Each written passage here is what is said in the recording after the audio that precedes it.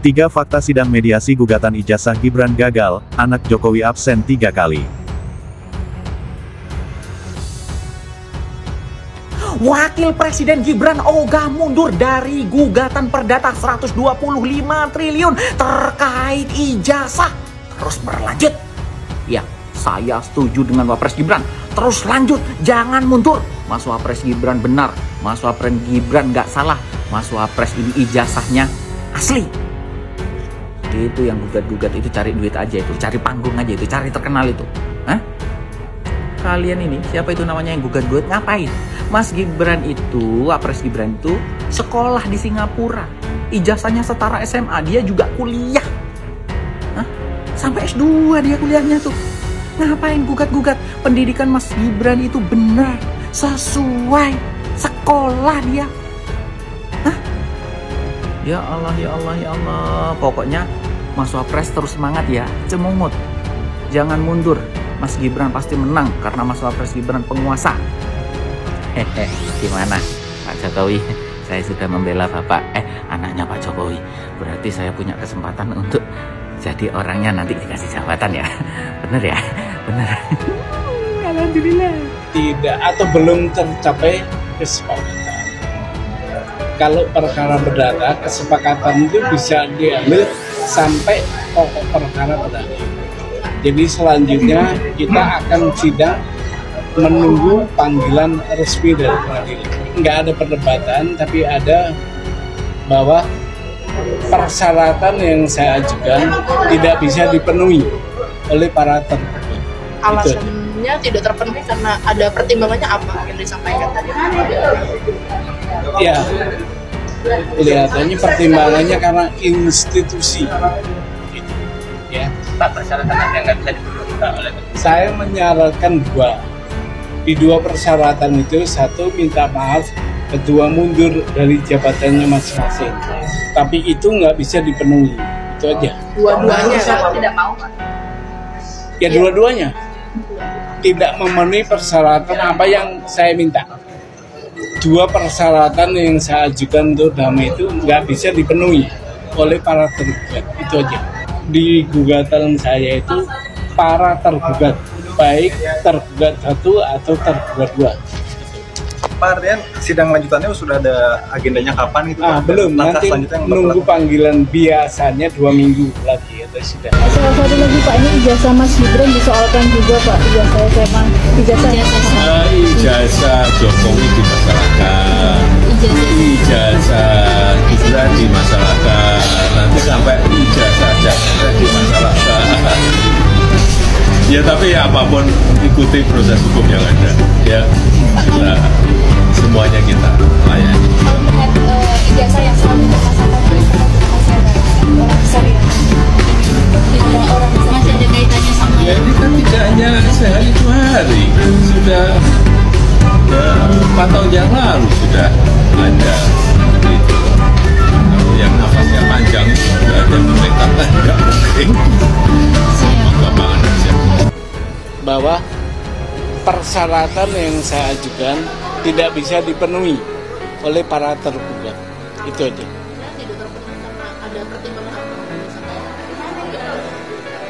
Ya, kelihatannya pertimbangannya karena institusi, gitu, ya.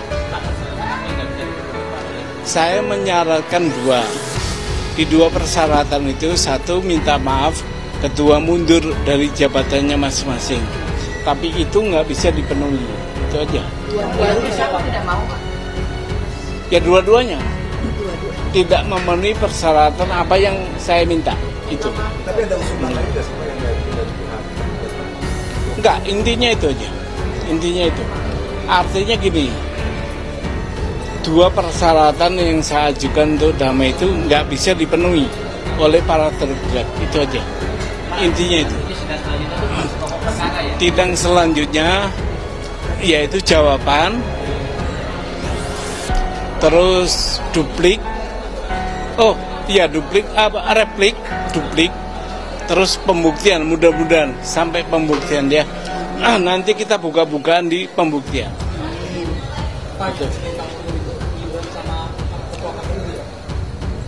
Kalau di gugatan saya itu para tergugat, baik tergugat 1 atau tergugat 2 gitu.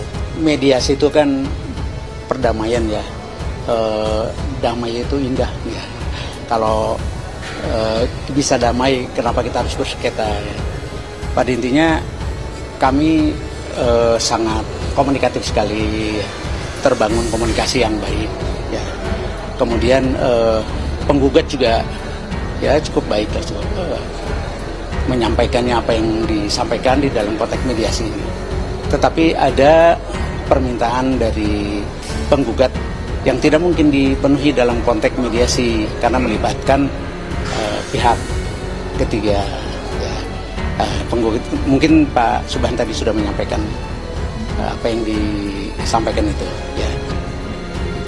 Itu. Tadi maksud dari Mas Gibran sendiri menyampaikan apa sih, kenapa tidak bisa dibayar karena tidak bisa mundur dari jabatan itu seperti apa? Oh itu lain, tidak ada itu. Jadi kami menjawab Pak Gibran tidak bisa datang karena ada tugas negara, terus kemudian memberikan kuasa istimewa kepada kami, dan kami menyampaikan jawaban tanggapan terhadap permohonan atau proposal mediasi dari penggugat.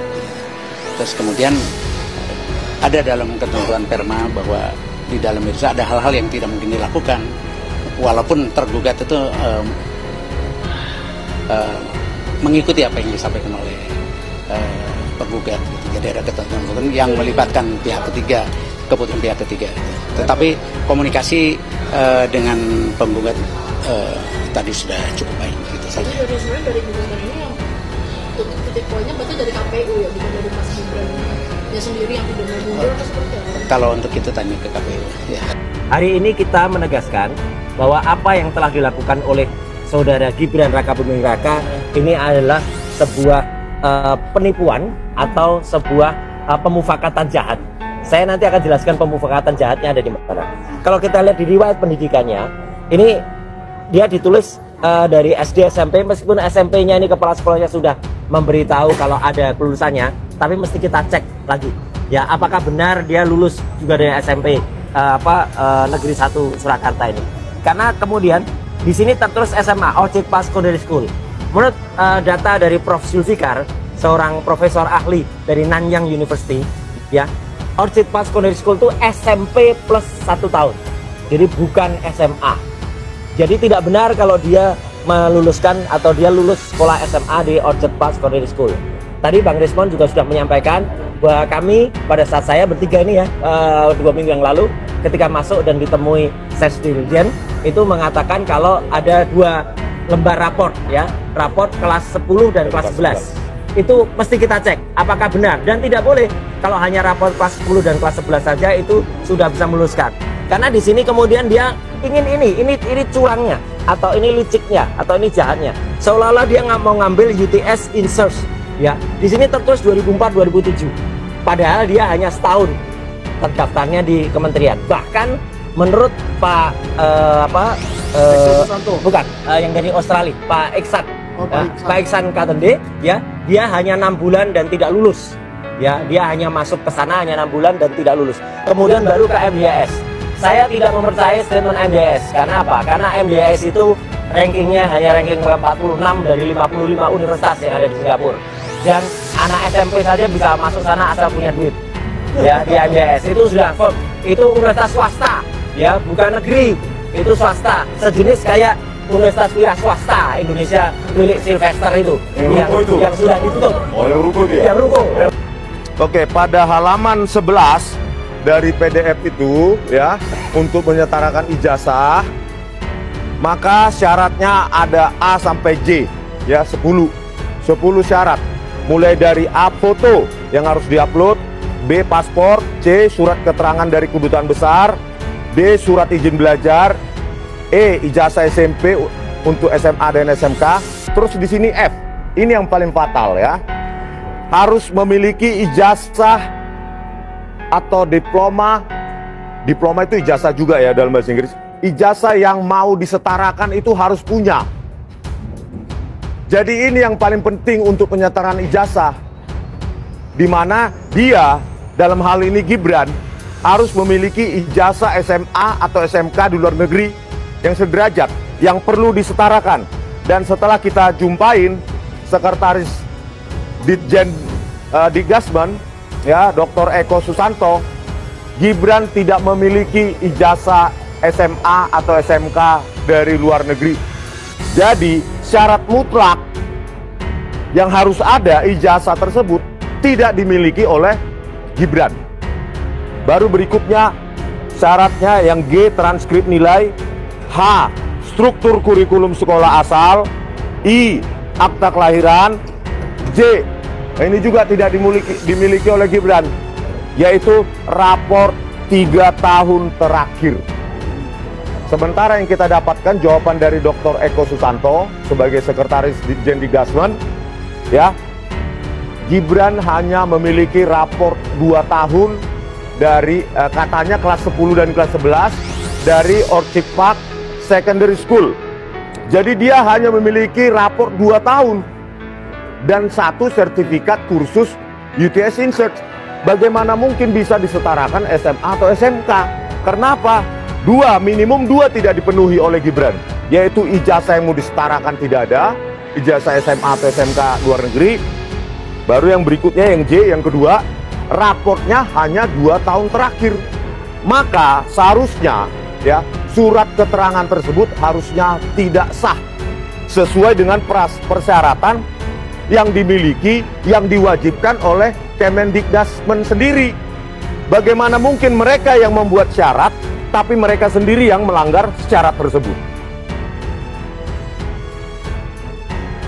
Simak 3 fakta gagalnya sidang mediasi gugatan ijazah Gibran kali ini, mulai dari keterangan Subhan Palal, kata kuasa hukum Gibran, hingga terungkap Gibran tak hadiri semua sidang mediasi. Sidang mediasi gugatan warga bernama Subhan Palal terhadap ijazah Wakil Presiden RI Gibran Rakabuming Raka yang digelar di Pengadilan Negeri Jakarta Pusat PN Jakpus Senin tanggal 13 Oktober tahun 2025 hari ini berakhir buntu. Lantaran tak mencapai kata damai, maka gugatan akan berlanjut ke tahap persidangan. Belum tercapai kesepakatan. Kalau perkara perdata, kesepakatan itu bisa diambil sampai pokok perkara berakhir, ujar Subhan Palal kepada media, seusai persidangan. Selanjutnya, Subhan Palal menyebut, baik Gibran Rakabuming Raka tergugat I, maupun Komisi Pemilihan Umum RI, KPU, selaku tergugat 2 sama-sama tidak mau memenuhi persyaratan damai yang ia ajukan. Ada 2 persyaratan damai sudah disampaikan Subhan Palal pada sidang mediasi yang digelar pada Senin tanggal 6 Oktober tahun 2025 lalu, yakni menuntut para tergugat untuk meminta maaf kepada warga Indonesia serta meminta Gibran dan komisioner KPU untuk mundur dari jabatan masing-masing. Subhan mengungkap, para tergugat tidak mau memenuhi syarat damai yang diajukannya karena pertimbangan institusi. Bahwa persyaratan yang saya ajukan tidak bisa dipenuhi oleh para tergugat, kelihatannya pertimbangannya karena institusi. Saya mensyaratkan 2, 1, minta maaf, 2 mundur dari jabatannya masing-masing. Tapi itu enggak bisa dipenuhi. Dua-duanya, Gibran dan KPU tidak mau, jelas Subhan. Kemudian, Subhan menerangkan, setelah mediasi ini gagal maka sidang dilanjutkan ke replik, duplik, lalu pembuktian. Mudah-mudahan sampai pembuktian ya, nanti kita buka-bukaan di pembuktian itu, tuturnya. Subhan juga menyampaikan, dirinya berharap, Gibran dapat berkomunikasi langsung demi mencari jalan terbaik, lantaran upaya damai masih terbuka sampai putusan hakim diketok nanti. Untuk kebaikan bangsa kita, saya tetap berharap baik aja sama Gibran. Mudah-mudahan dalam waktu perjalanan ini, ada ngehubungin saya, terus ya kita cari jalan yang terbaik, tegas Subhan. Kata kuasa hukum Gibran soal jalannya mediasi. 1. Komunikasi berjalan dengan baik. Kuasa hukum Gibran, Dadang Herli Saputra, menanggapi proses berjalannya sidang mediasi di Pengadilan Negeri Jakarta Pusat PN Jakpus pada Senin tanggal 13 Oktober tahun 2025 hari ini. Ia mengaku, baik pihak Gibran maupun Subhan Palal, sama-sama menjalin komunikasi dengan baik. Jadi begini, mediasi itu kan perdamaian, damai itu indah. Kalau bisa damai kenapa kita harus bersengketa? Pada intinya kami sangat komunikatif, terbangun komunikasi yang baik, ujar Dadang, kepada awak media, seusai sidang mediasi, Senin. Kemudian penggugat juga cukup baik, menyampaikan apa yang disampaikan di dalam konteks mediasi ini, katanya. 2. Permintaan Subhan tidak bisa dipenuhi. Dalam sidang mediasi, Dadang selaku kuasa hukum Gibran telah memberikan tanggapan terhadap permintaan Subhan Palal. Namun, Dadang juga mengungkap alasan syarat dari penggugat tidak bisa dipenuhi oleh Gibran, yakni karena melibatkan pertimbangan dari pihak ketiga. Sehingga, kesepakatan damai tidak bisa tercapai. Ada permintaan dari penggugat yang tidak mungkin dipenuhi dalam konteks mediasi karena melibatkan pihak ketiga, jelas Dadang. Kami sudah memberikan tanggapan pada apa yang disampaikan oleh penggugat, tetapi kami tidak dapat memenuhi semua permintaan penggugat, sehingga mediasi dinyatakan tidak bisa berlanjut, tegasnya. Melibatkan pihak ketiga tidak dapat berlanjut karena gugatan ini masuk ranah perdata, sehingga nanti akan dilanjutkan ke persidangan, imbuhnya. 3. Gibran tak hadiri sidang mediasi karena ada tugas negara. Dadang juga menegaskan bahwa Gibran tidak menyatakan secara langsung soal dirinya akan mundur dari jabatannya. Namun, ia mengungkap alasan mengapa Gibran tidak hadir di sidang mediasi pada Senin, tanggal 13 Oktober tahun 2025, hari ini. Menurutnya, putra sulung mantan Presiden RI Joko Widodo, Jokowi, itu tak bisa hadir lantaran ada tugas negara. Jadi, Pak Gibran tidak bisa datang karena ada tugas negara, kemudian memberikan kuasa istimewa kepada kami, dan kami menyampaikan jawaban tanggapan terhadap permohonan atau proposal mediasi dari penggugat, papar Dadang. Sudah 3 kali Gibran tak hadiri mediasi. 3 kali sidang mediasi gugatan Subhan Palal, 3 kali pula Gibran tidak hadir. Sebelumnya, sidang mediasi pertama sudah digelar pada Senin tanggal 29 September tahun 2025 lalu, tetapi ditunda lantaran Gibran tidak hadir, ia dan KPU hanya diwakili oleh kuasa hukum masing-masing. Kemudian, sidang lanjutan kembali digelar dengan agenda yang sama, yakni mediasi pada Senin tanggal 6 Oktober tahun 2025 pekan kemarin.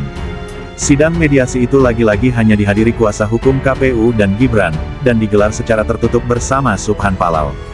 Terbaru, sidang mediasi pada Senin tanggal 13 Oktober tahun 2025, hari ini juga Gibran hanya diwakili oleh kuasa hukumnya. Adapun data pendidikan Gibran yang dipakai untuk mendaftar sebagai calon wakil presiden RI Cawapres pada pemilihan presiden atau Pilpres 2024 lalu dinilai janggal. Terutama pada pendidikan menengah yang tercantum di Komisi Pemilihan Umum RI, KPU, yakni Setara SMA Orchid Park Secondary School Singapura, tahun-tahun 2002 sampai tahun 2004. Setara SMA, University of Technology Sydney UTS Insirk di Australia, tahun-tahun 2004 sampai tahun 2007. Sarjana atau S1, Management Development Institute of Singapore MDIS, tahun-tahun 2007 sampai tahun 2010. Subhan Palal telah menggugat Gibran dan KPU RI secara perdata ke Pengadilan Negeri Jakarta Pusat PN Jakpus. Subhan menilai, ijazah SMA milik Gibran tidak valid sehingga melanggar syarat pendaftaran calon wakil presiden RI, yakni minimal SMA sesuai Undang-Undang Nomor 7 Tahun 2017 tentang Pemilihan Umum Pemilu. Gugatan terhadap Gibran terregister dengan nomor perkara 583 PDT, G, 2025 PN Jakpus. Dalam petitumnya, Subhan meminta majelis hakim menyatakan Gibran selaku tergugat I dan KPU selaku tergugat II melawan hukum. Selain itu, Subhan menuntut Gibran dan KPU membayar ganti rugi material dan imaterial sebesar Rp125,01 triliun kepada penggugat dan seluruh warga negara Indonesia. Uang tersebut nantinya disetorkan ke kas negara.